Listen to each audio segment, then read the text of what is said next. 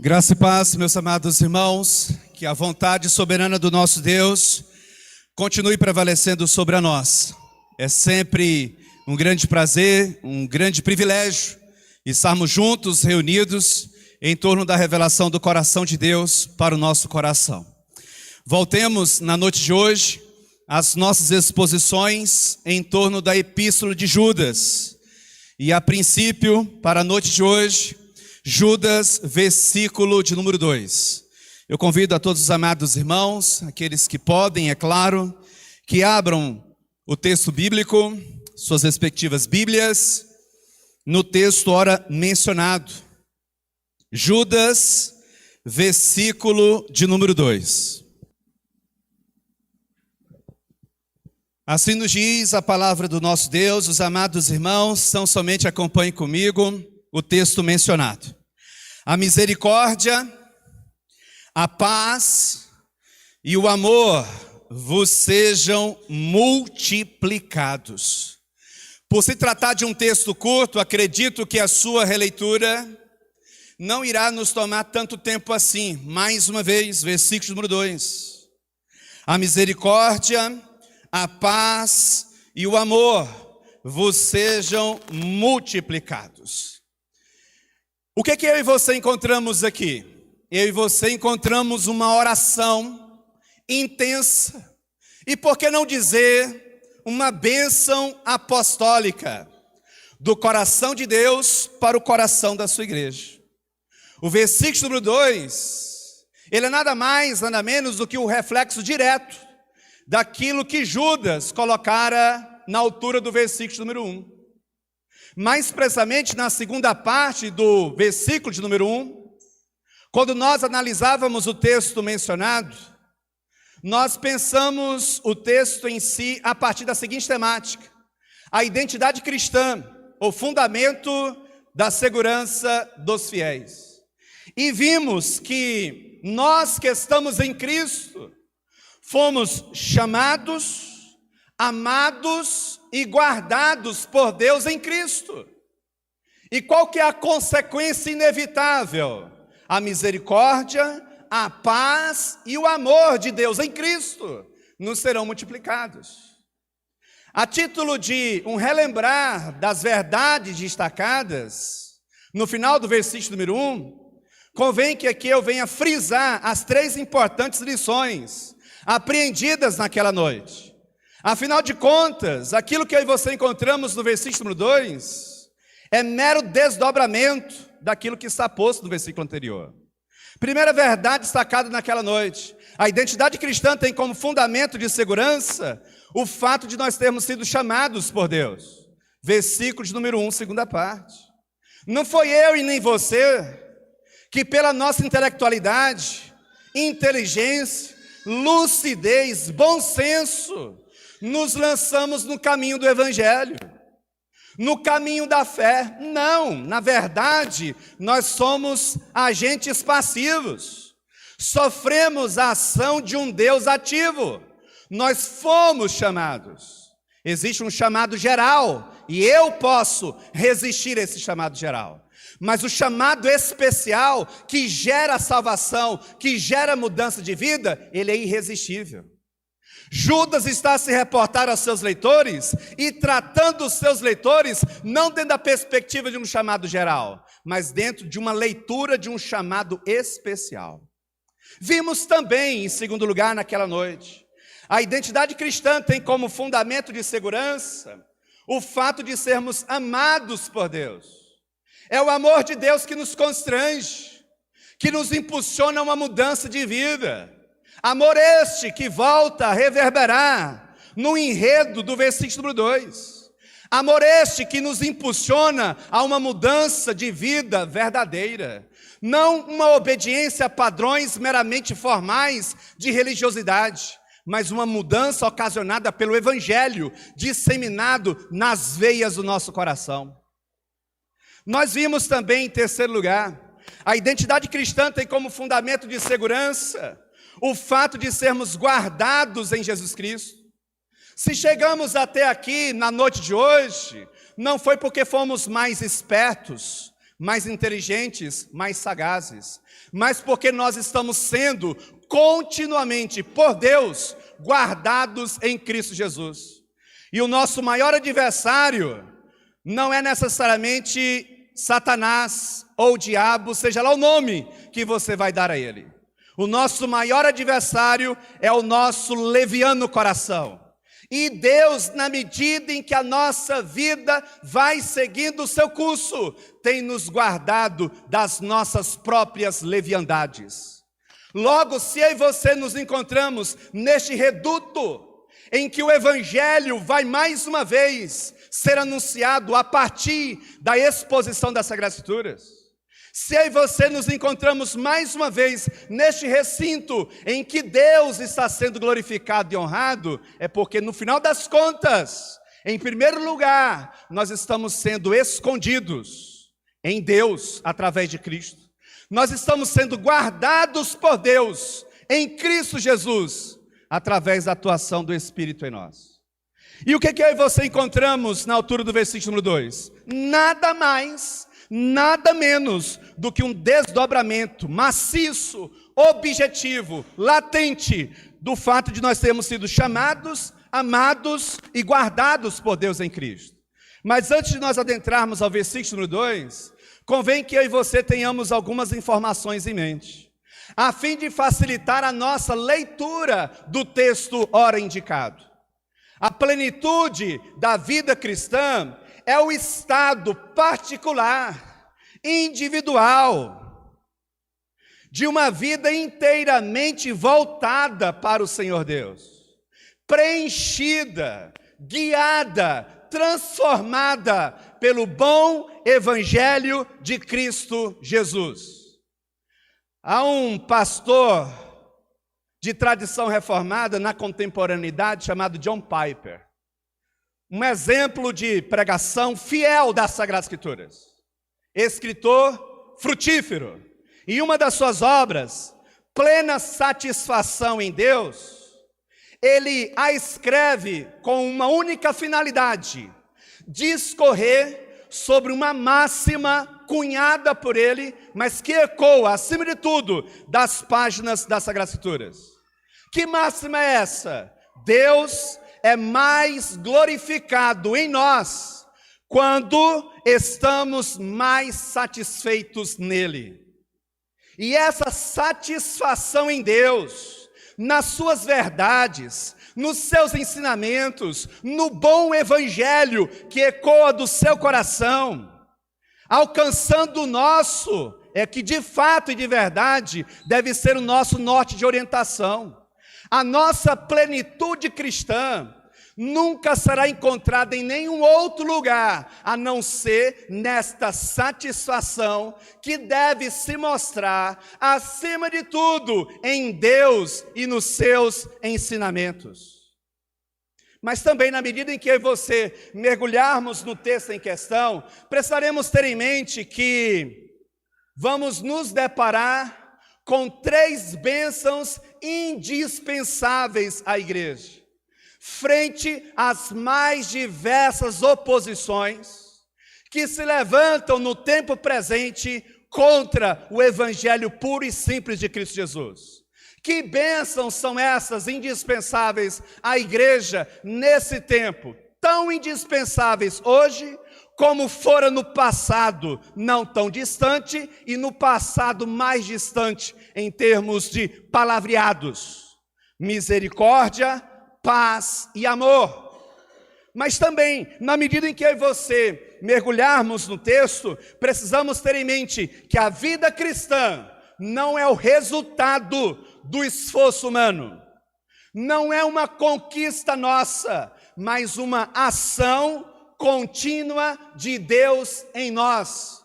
Seja mais claro, pastor, vida cristã plena não é uma conquista minha e tua, mas o resultado da ação misericordiosa de Deus, da ação apaziguadora de Deus, da ação amorosa de Deus, gerando em nós um coração crente, uma vida verdadeiramente transformada.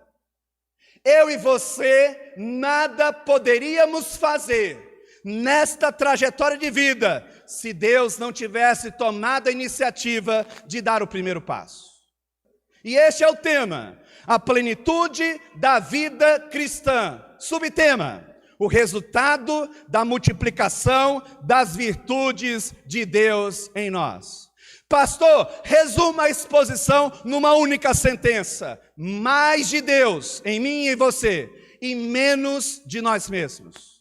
À luz do texto indicado, algumas lições importantes. A primeira delas, a plenitude da vida cristã se manifesta na multiplicação da misericórdia em nós. Onde está isso no texto? Versículo número 2, primeira parte, olha o que diz o texto. Mente cativa as Sagradas Escrituras.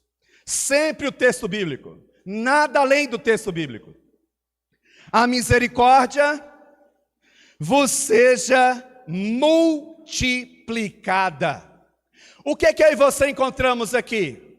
Eu e você encontramos uma necessidade gritante de todos nós. Nós carecemos do exercício objetivo, maciço, real, da misericórdia de Deus em nós. Aí a grande pergunta que surge é justamente esta: o que é misericórdia? Eu trago aqui duas possíveis definições, de dois importantes teólogos. Luiz Berkhoff, na sua teologia sistemática, definiu misericórdia nos seguintes termos: é a bondade de Deus, ou amor de Deus, demonstrado para os que se acham na miséria e na desgraça, independentemente dos seus méritos. Vamos tentar parafrasear essa definição. O que é misericórdia? Expressão da bondade de Deus, mas também expressão de seu amor. É, portanto, o movimento de Deus beneficiando pessoas indignas, pessoas que se encontram atoladas nas suas próprias misérias. E vou usar aqui uma expressão tanto que grotesca, mas significa desprovidas da graça. Pessoas atoladas na desgraça da multidão dos seus pecados. E esse movimento de Deus beneficiando tais pessoas, portanto, não tem nestas pessoas qualquer mérito algum. Uma outra possível definição de misericórdia, Dr. Wayne Grudem, é a bondade de Deus para com os angustiados e aflitos. E o maior ápice da nossa aflição, a maior manifestação da nossa angústia, é a sensação de estar vivo e distante de Deus. Deus vai se voltar para estes com uma expressão de misericórdia.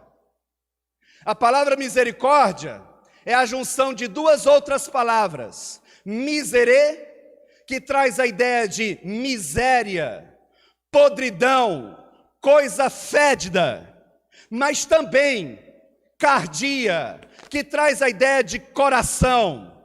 Resuma, pastor, por favor. Misericórdia significa pegar o coração e colocar na miséria do outro. Sintetize, pastor, por favor. É ter compaixão. O que é que Deus teve para conosco? Misericórdia. Seja mais claro, Ele pega o próprio coração, em termos ilustrativos, e coloca na nossa própria miséria. Nós não merecíamos esta manifestação de bondade. Portanto, quando nós falamos da misericórdia de Deus para conosco, precisamos ter em mente que ela fora manifestada, explicitada de forma incondicional. Misericórdia é quando Deus não nos dá o que nós merecemos. Pergunta: o que nós merecemos? Nós merecemos o inferno, nós merecemos a condenação eterna, nós merecemos a sua ira justa, mas Ele não nos dá isto, e ao não nos dar isto, Ele está agindo para conosco com misericórdia. Ele está sendo compassivo. Ele está se colocando no nosso lugar. Ele está demonstrando aquilo que está cada vez mais escasso nos dias de hoje: empatia. Somos rápidos demais para criticarmos uns aos outros, lentos demais para nos colocarmos no lugar uns dos outros. Quando nós falamos de graça, nós estamos falando da ação de Deus em nos dar o que não merecíamos. O que é que nós não merecíamos e Deus nos deu? Deus nos deu misericórdia. Deus nos deu salvação. Deus nos deu perdão. Deus nos deu a oportunidade de nos relacionarmos com Ele. O que é isto? Graça. Nós não merecíamos estas coisas. O texto está a nos falar sobre misericórdia, mas toda ação misericordiosa de Deus é também, de forma direta, uma expressão do exercício objetivo, maciço e real da sua graça. Aqui, meus amados irmãos, é importante que eu faça as seguintes considerações. O versículo número 2 é, portanto, uma oração intensa, uma súplica fervorosa de Judas para com os seus leitores originais e posteriores, dentre os quais nós nos enquadramos. Ela é também, essas declarações, melhor dizendo, são também uma espécie de bênção apostólica. Judas sabe a importância destas virtudes de Deus no coração da sua igreja. Judas não diz que isso já está acontecendo entre seus leitores. Ele deixa transparecer ser um desejo que estava para ser concretizado na vida dos seus leitores. Seja mais claro, pastor. Judas olha para a igreja dos seus dias e ele entende que estas misericórdias precisavam ser multiplicadas, precisavam ser experimentadas de forma abundante no interior da igreja. Isto por quê?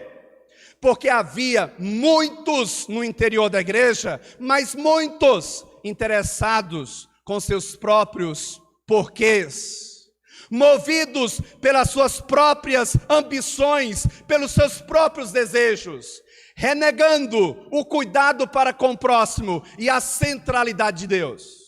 Por isso Judas, convencido dos perigos que rondavam a sua igreja nos seus dias, diz: eu não tenho outra saída a não ser clamar a Deus para que a sua misericórdia seja multiplicada no meio de todos vós. É a misericórdia de Deus, meus amados irmãos, que abre os nossos olhos, que traz sobre nós lucidez, que traz sobre nós temperança, que traz sobre nós temor. É a misericórdia de Deus, é o seu favor para conosco que nos traz a salvação. E quando nós falamos estas verdades, eu e você precisamos ter em mente a seguinte nuance bíblica: como é que eu sei que a misericórdia de Deus está sobre mim? Essa é uma boa pergunta. Judas está dizendo que essa misericórdia precisa ser multiplicada no interior da igreja dos seus dias. E na nossa realidade de igreja também. Mas como saber que essa misericórdia está sendo multiplicada em minha vida e em tua vida? O quanto o nosso coração se deleita nas coisas do Senhor Deus.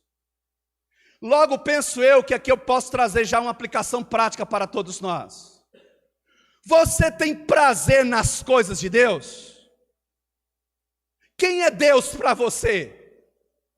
O seu coração se alegra em Deus? Você pode se alegrar com seu filho. Eu e você podemos nos alegrar com muitas coisas.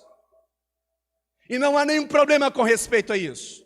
Mas a nossa maior satisfação, a nossa maior alegria, o nosso maior prazer precisa estar ancorado no Senhor Deus. Pergunta: onde é que está alocado o prazer do teu coração? Você pode se alegrar com muitas coisas, mas você não pode negociar a satisfação maior do teu coração para com as coisas de Deus. Como é que eu sei que a misericórdia de Deus está sendo multiplicada em mim? Eu tenho prazer na leitura das Sagradas Escrituras? Eu tenho prazer na minha vida de oração? Eu tenho prazer na comunhão dos santos? Eu tenho prazer na irmandade da fé? Ou não? Aqueles que verdadeiramente estão experimentando do multiplicar desta virtude em Deus, de Deus em nós, inevitavelmente terão no coração uma satisfação muito maior e gritante nas coisas que pertencem a Deus. Deus é para você apenas uma válvula de escape? Algum tipo de gênio da lâmpada mágica? Que eu e você nos lembramos somente quando nós estamos passando por algum tipo de dificuldade? Se isto for a resposta do teu coração, eu cumpro o dever na noite de hoje de dizer: a misericórdia de Deus não está sendo multiplicada sobre a sua vida. Acorda e corre enquanto é tempo.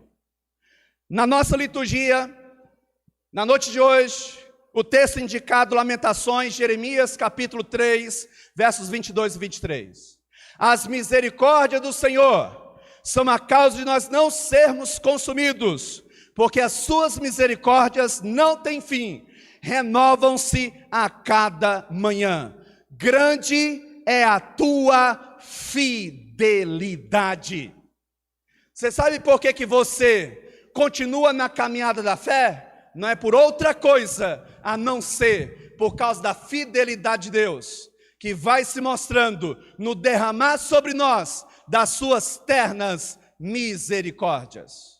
Primeira lição na noite de hoje: a plenitude da vida cristã se manifesta na multiplicação da misericórdia em nós. E agora, na sequência, a segunda importante verdade: a plenitude da vida cristã se estabelece na multiplicação da paz em nós. Onde é que está isso no texto? Segunda parte do versículo número 2. Mente cativa às Sagradas Escrituras, sempre conferindo se aquilo que o expositor está a anunciar é bíblico ou não. Sempre. Versículo número 2, segunda parte. A misericórdia, a paz vos seja multiplicadas. E aí eu chamo a sua atenção para um detalhe.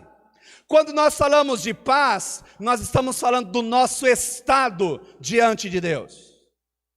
A paz aqui em destaque é o resultado direto do exercício da misericórdia do Senhor Deus sobre nós.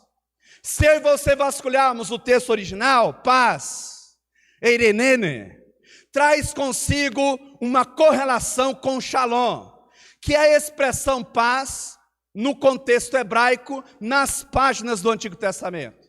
E a ideia de paz aqui é muito mais do que ausência de guerras e conflitos, de dificuldades, das lutas do dia a dia. Seja mais claro, pastor, a paz, alvo da oração de Judas, na altura do versículo número 2, e que ele deseja que seja multiplicada no interior da igreja dos seus dias, ela de forma mais direta é o resultado, ou se expressa, melhor dizendo, numa vívida confiança em Deus. Seja mais claro, pastor, o mundo pode estar desabando sobre a nossa cabeça, mas nós estamos em paz. Por quê? Porque a nossa paz não depende das circunstâncias terrenas.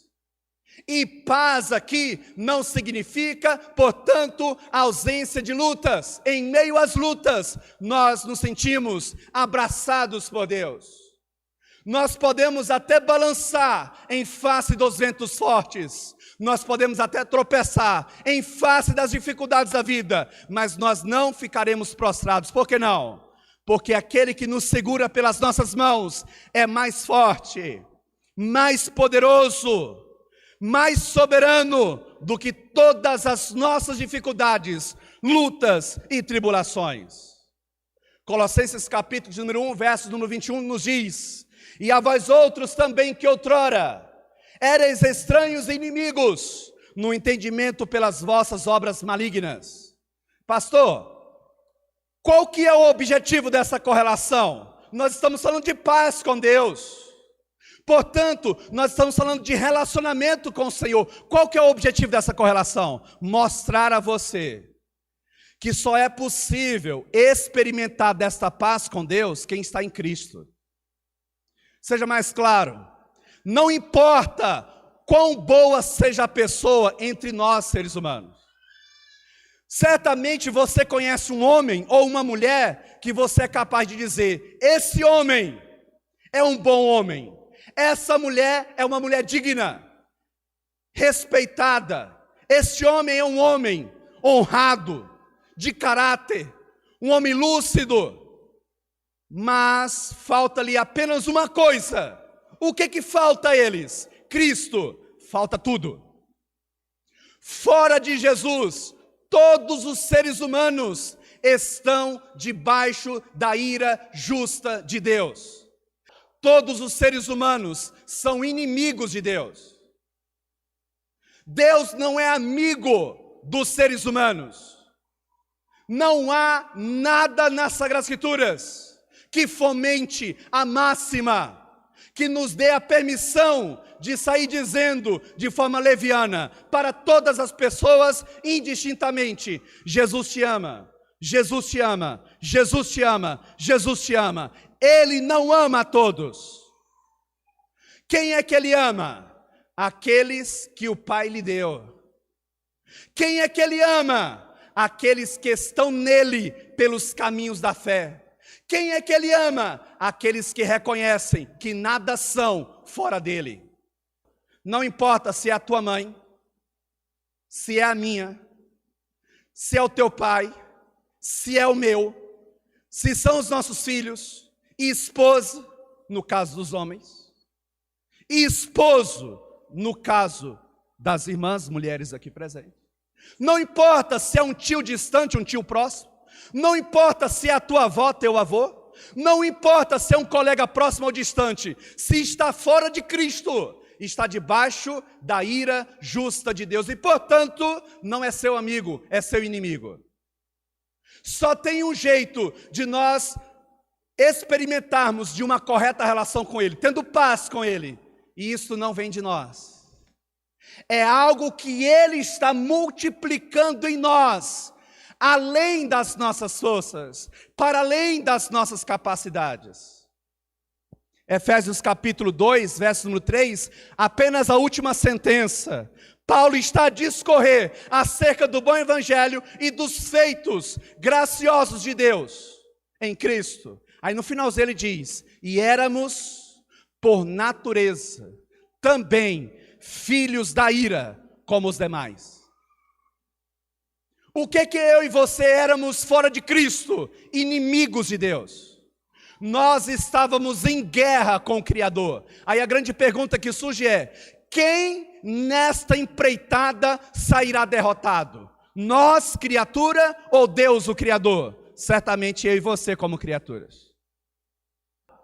Deus não precisa de mim. Deus não precisa de você para fazer o que Ele precisa fazer. No final das contas, quem é que precisa de quem nessa história? Nós é que precisamos de Deus. É eu que todo dia preciso fazer uma viagem ao meu mundo interior e rever as motivações por detrás das obras das minhas mãos e do trilhar dos meus passos. Sou eu que preciso voltar-me para dentro de mim mesmo e matar o pecado em mim, porque do contrário ele me matará. João capítulo 14, verso 27. Deixo-vos a paz, a minha paz vos dou, não vou-la dou como o mundo a dá. Não se turbe o vosso coração, nem se atemorize. A paz que Deus está a ofertar a todos nós, não é a mesma paz do mundo. A paz mundana, ela se esvai, ela escorre de entre os nossos dedos, quando a enfermidade bate à porta da nossa casa. quando o desemprego bate a porta da nossa casa, quando uma palavra negativa chega aos nossos ouvidos, essa paz, ela é nos roubada. Agora, a paz que Deus oferta a todos os seus, em Cristo Jesus, o mundo não pode nos tirar. As circunstâncias adversas da vida não poderão nos roubar. Por que não? Porque quem sustenta esta paz não somos nós. Quem sustenta esta paz em nós é o próprio Deus. Aí a grande pergunta que surge é: você é amigo de Deus ou você é inimigo de Deus? Você está numa relação de inimizade com Ele ou numa relação de paz com Ele? Uai, pastor, eu sempre estive em paz com Ele. Não, você não esteve sempre em paz com Ele. Porque certamente houve um tempo em sua vida que você estava a viver os seus dias fora de Cristo. E fora de Cristo é impossível termos paz com Deus. Não, pastor, é possível sim. Por quê? Porque eu conheço muitas pessoas que estão respirando. Eu conheço muitas pessoas que nem gripe pega. Eu conheço pessoas que tudo o que intentam fazer dá certo. Quem foi que disse que a realização dos nossos sonhos, das nossas conquistas, dos desejos do nosso coração, são indicativos de que nós somos amados por Deus? Quem foi que disse isso? A verdadeira característica a marcar e a designar um cristão genuíno é a oposição, é a dificuldade, são as lutas da caminhada cristã. Nós vivemos no mundo maligno. Como no mundo maligno, primando pelo que é justo e reto, nós seremos aplaudidos? É impossível. Nós sempre seremos odiados. Por quê? Porque a nossa bandeira é a bandeira do Evangelho, no mundo que se levanta contra o Evangelho. Segunda importante lição na noite de hoje: a plenitude da vida cristã se estabelece na multiplicação da paz em nós. E aí, por fim, para encerrarmos, a plenitude da vida cristã se completa na multiplicação do amor em nós. Olha o que está isso no texto, terceira parte do versículo número 2. Mente cativa as Sagradas Escrituras, conferindo se tudo aquilo que está sendo dito é bíblico ou não. Olha o que diz as Sagradas Escrituras: a misericórdia, a paz e o amor vos sejam multiplicados. Ô Judas, você não tinha mais o que falar não? Porque você já falou do amor de Deus lá no versículo número 1. Para que repetir aqui agora de novo? No versículo número 1, Judas, segunda parte, você falou que nós somos amados por Deus. Judas, isso já está presente lá, fica redundante, é repetitivo demais. Não se esqueça, meus amados irmãos, que tem verdades que eu e você precisamos ser continuamente lembrados. E aqui está uma delas: o amor incondicional de Deus para com todos nós. Quando Judas fala de amor sendo multiplicado, ele está falando de maturidade cristã. É a nossa expressão de atitudes, ações e reações para com Deus, mas também para com o nosso próximo. Se eu e você recebemos o amor divino, inevitavelmente vamos revelar, celebrar o amor em nossos relacionamentos. Uma possível definição de amor em Deus: dizer que Deus tem amor é dizer que Ele se doa eternamente aos outros. O que é amar? Amar é se desgastar. O que é amar? Amar é se sacrificar em benefício do outro. O que é amor em Deus? É a disposição de Deus em se doar ao outro. Uma outra possível definição de amor é a perfeição de Deus, pela qual Ele é movido eternamente a se comunicar.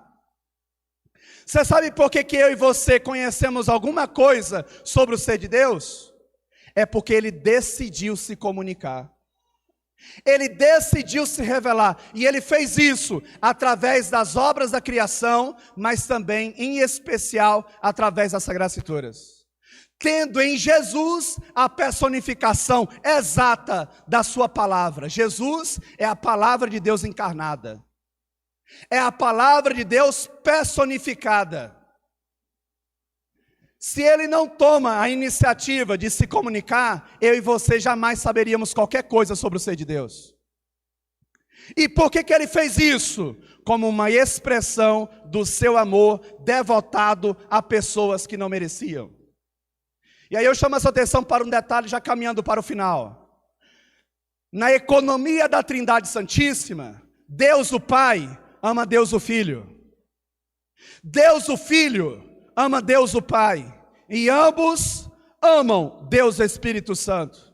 Você sabe o que isso significa dizer? O céu de Deus é um céu marcado pelo amor e pela alegria, onde cada uma das pessoas da Trindade Santíssima procura trazer alegria e felicidade às outras duas.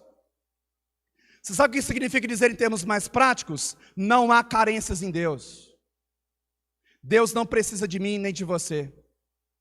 Deus precisa de quem? Dele e somente dele mesmo para continuar existindo.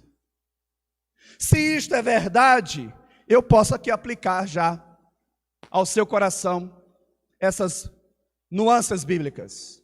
Mais de Deus em você, menos de você mesmo em você. Os dois maiores mandamentos, segundo Jesus, em Mateus 22, 37 a 40, o primeiro deles, amar a Deus acima de todas as coisas. E o segundo, amar o próximo como a nós mesmos. No livro Em Busca de Deus, John Piper cunhou o conceito hedonismo cristão. E o que significa isso? Ele vai elencar alguns pontos. O quinto, a descrever o que é o hedonismo cristão. É o amor e o sacrifício que transborda de nossa alegria e satisfação em Deus. É impossível revelarmos amor aqui fora se nós não temos amor aqui dentro, devotado ao Senhor Deus. Amar o próximo como a nós mesmos, que é o segundo importante mandamento, é nada mais, nada menos do que o reflexo do primeiro. Amar a Deus acima de todas as coisas. Amar o nosso próximo não é um dever frio, calculista, mecânico, mas resultado da nossa experiência com o amor de Deus. Seja mais claro, pastor, você conhece pessoas que não perdoam outras? Você conhece pessoas com coração rancoroso? Você conhece pessoas com coração vingativo? Você conhece pessoas que preferem ver o diabo na sua frente do que determinadas outras pessoas? Você conhece pessoas assim? Pessoas assim nunca foram amadas verdadeiramente por Deus. Elas podem até ser amadas um dia, porque o fato de algumas não terem sido salvas hoje, não significa dizer que não serão salvas amanhã. Tem como resumir? Aqueles que verdadeiramente foram amados por Deus, eles serão dados a liberar perdão. E perdoar não significa voltar a fazer negócio juntos. Não significa necessariamente voltar a sentar-se à mesma mesa. Mas você ser capaz de olhar para a pessoa e falar o seguinte: eu não desejo mal a ela. E se necessário for, de você um valor específico financeiro, um estender de mão, uma ajuda, você não medirá esforços. Por quê? Porque você já não tem mais mágoas no coração. Você já não traz mais no coração rancor, ódio, ira descabida ou coisas do tipo. Mais uma vez, a terceira importante lição da presente exposição. A plenitude da vida cristã se completa na multiplicação do amor em nós. Você ama verdadeiramente? Eu cumpro o papel de mostrar o meu lado mais humano. eu não amo verdadeiramente. Eu estou aprendendo a amar verdadeiramente. E é todo santo dia, meus irmãos. Porque amar aqueles que nos amam é fácil. Agora, amar aqueles que não perdem a oportunidade de pisar no nosso pé, de nos fazer o mal, de nos colocar para baixo, de nos diminuir, de nos rebaixar, não é fácil. Todo dia precisamos rever essa virtude de Deus em nós. Qual foi o tema da exposição na presente noite? A plenitude da vida cristã, o resultado da multiplicação das virtudes de Deus em nós. 3 verdades foram destacadas. A primeira delas, a plenitude da vida cristã se manifesta na multiplicação da misericórdia em nós. Se estabelece, em segundo lugar, na multiplicação da paz em nós. E em terceiro lugar, se completa na multiplicação do amor em nós. Pastor, eu entendi. Nós precisamos revelar misericórdia, nós precisamos ser dados a paz e amar.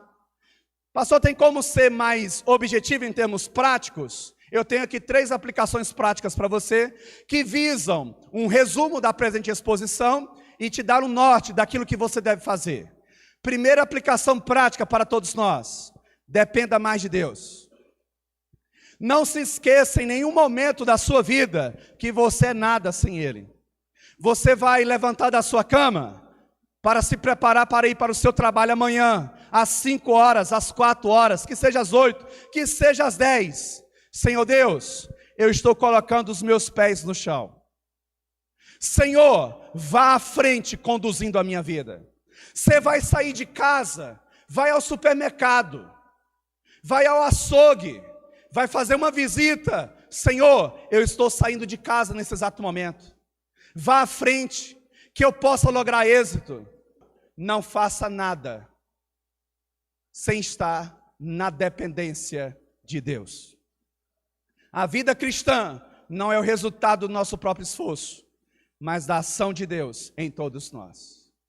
Eu e você precisamos depender mais de Deus e cada vez menos de nós mesmos. Segunda importante aplicação para todos nós: é preciso evidenciar a fé que salva, a partir da iniciativa do cultivo de bons relacionamentos. Isso só nós conseguiremos fazer se revelarmos misericórdia, paz e amor. Que eu e você estejamos prontos para revelarmos misericórdia, para sermos promotores da paz e para descortinarmos o amor que nos revigorou, nos salvou, nos regenerou. E amar certamente não é uma tarefa fácil. Terceira importante aplicação para encerrarmos: busque crescimento espiritual, o seu fortalecimento em Deus. Hoje, um nível de conhecimento, e amanhã, um nível de conhecimento ainda maior.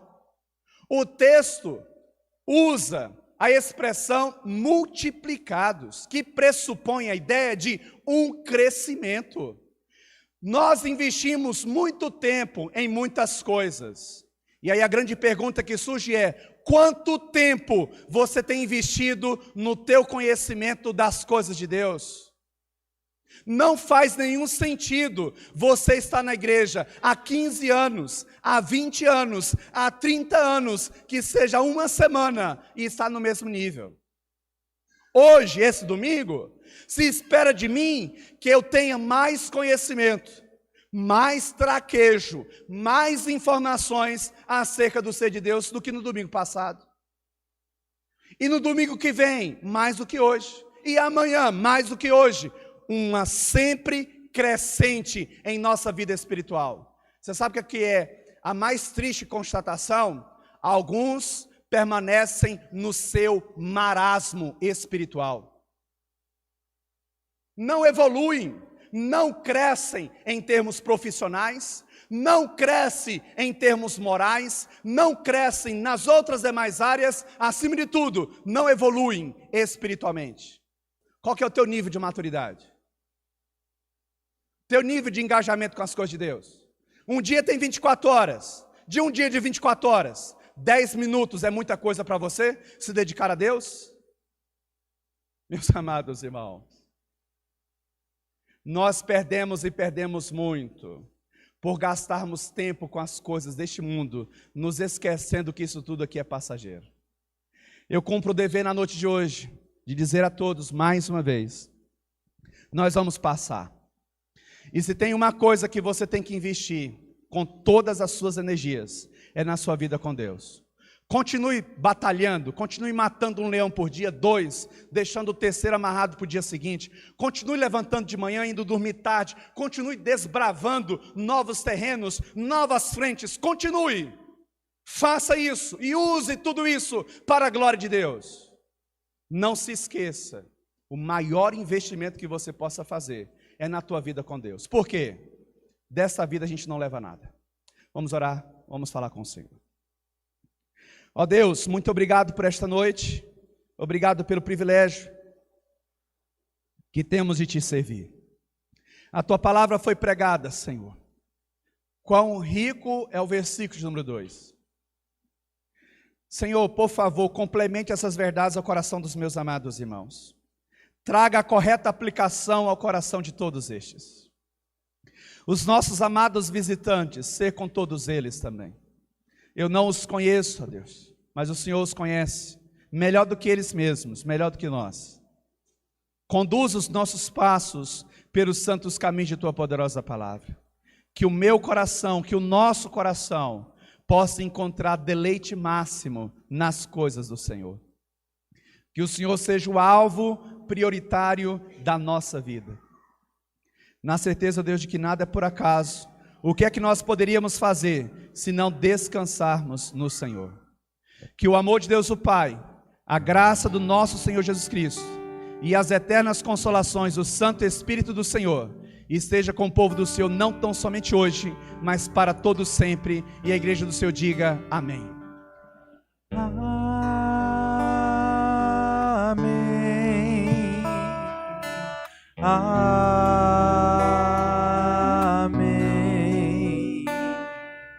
Amém.